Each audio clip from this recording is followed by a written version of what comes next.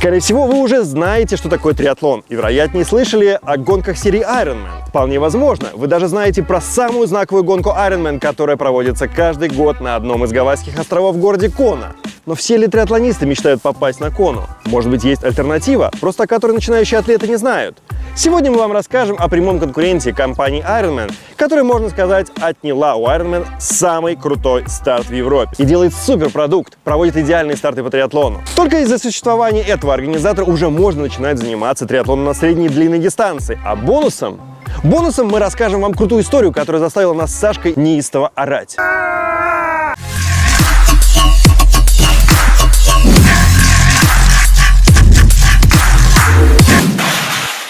Вы смотрите YouTube-канал BigReddit. В этом выпуске речь пойдет про самую массовую гонку в триатлоне на длинную дистанцию в мире. Более 4000 слотов, которые в режиме онлайн раскупаются менее чем за 20 секунд с момента старта продаж. Досмотрите этот ролик до конца, и вы узнаете, удалось ли нам с Сашкой прорваться среди этой толпы желающих купить слоты, и будет ли у нас возможность порадовать вас, наши любимые подписчики, еще одной уникальной историей прохождения длинной триатлонной дистанции в 2020 году. Многие, кто подписан на наш канал, в курсе, что 2 недели назад команда BigReddit вернулась из Марокко, где мы тестировали новый старт, который организовывал Ironman. Если вы пропустили этот эпик муви про трэш Марракеш, go в верхний левый угол или правый, кликните по ссылочке и посмотрите, вам этот ролик 100% зайдет. После поездки у нас, у большинства подписчиков, возникло ощущение, что нас, так сказать, обманули, так как организация этого старта была ниже всяких похвал. Можно сказать, что ее вовсе не было. То есть вообще ничего не было. Не было перекрытия дорог, было очень опасно их и на велоэтапе. Лошадь, блядь!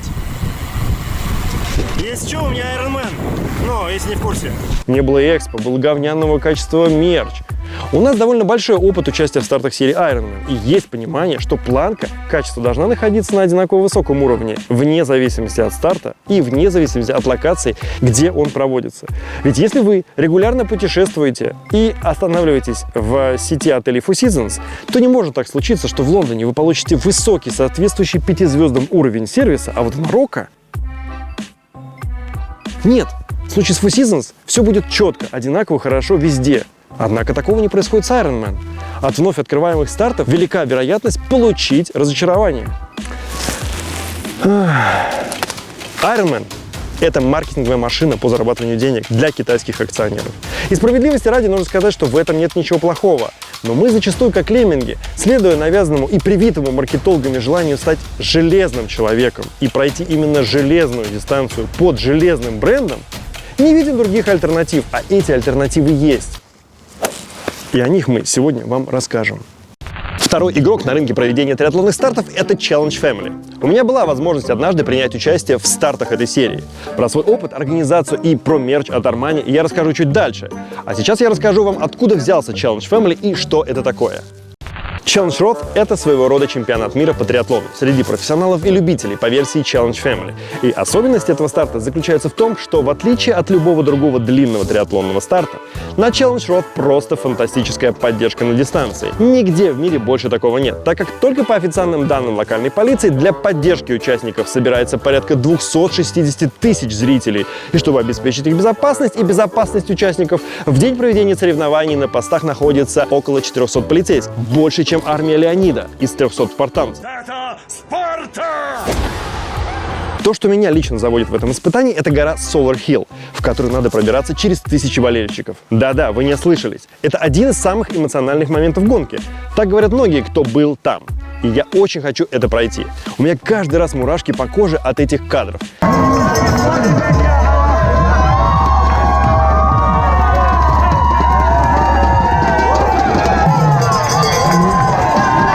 Мы с Сашкой, наверное, уже года 3 размышляем на тему того, что участие в этом старте – это мечта. Но, как я уже говорил ранее, нельзя просто взять и купить слот. Они, сука, как горячие пирожки разлетаются. Я честно дважды пытался купить слот. Первый раз я забыл про дату и время, когда открывается регистрация, а второй раз я даже не успел достать банковскую карту и ввести реквизиты. В тот момент уже все слоты были распроданы. И в какой-то момент мне стало казаться, что это просто нереальная задача. Реально нереально. Реально нереально. 4, мать его, 1000 слотов меньше, чем за минуту. Я один раз был участником половинки длинного триатлона, организованного Challenge, и я был в дичайшем восторге от этой гонки.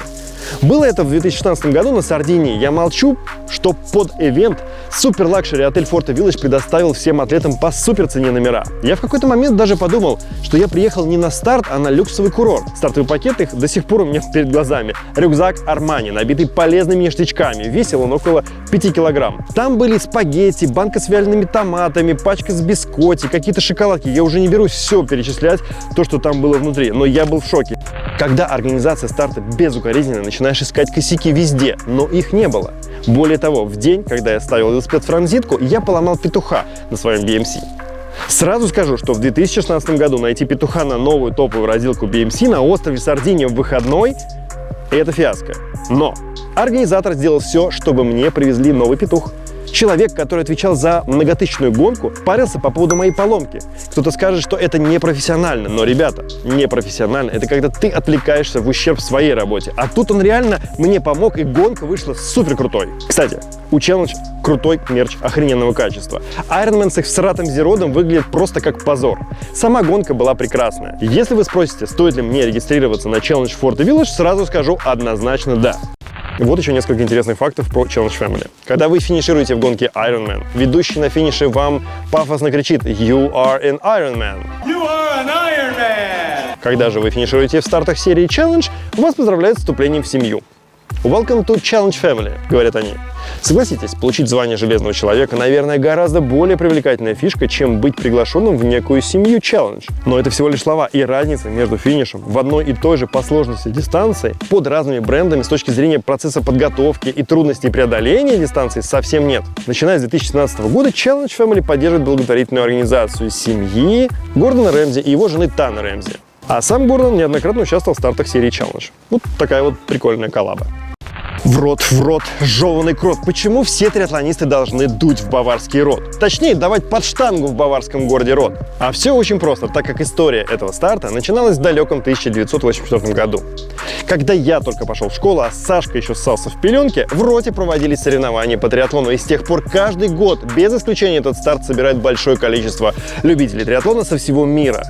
Фактически вся история Challenge Family берет начало от самого известного и массового старта по триатлону на длинную дистанцию, проводившегося в 1984 году в немецком городе Рот. И этот старт до 2001 года был гонкой Ironman. Триатлон в Роте появился благодаря Детлеру Кюнелю. В 1982 году он был одним из первых финишировавших на коне, а затем начал организовывать мероприятия вокруг своего родного города. Так как так получилось, что старт Ironman Рот прекратил свое существование? Дело в том, что в 2001 году президент WTC, это Всемирная триатлонная организация, являющаяся организатором гонок Ironman, которая принадлежит сейчас Ванда Групп, запросил неприемлемые финансовые и организационные требования у организатора гонки Детлера Кюнеля, неоправданно ставля под угрозу его предпринимательскую свободу. Для Кюнеля это было легкое решение. Он расторг контракт и добровольно вернул лейбл Ironman. И вместе с его преемником Гербертом Вальхшофером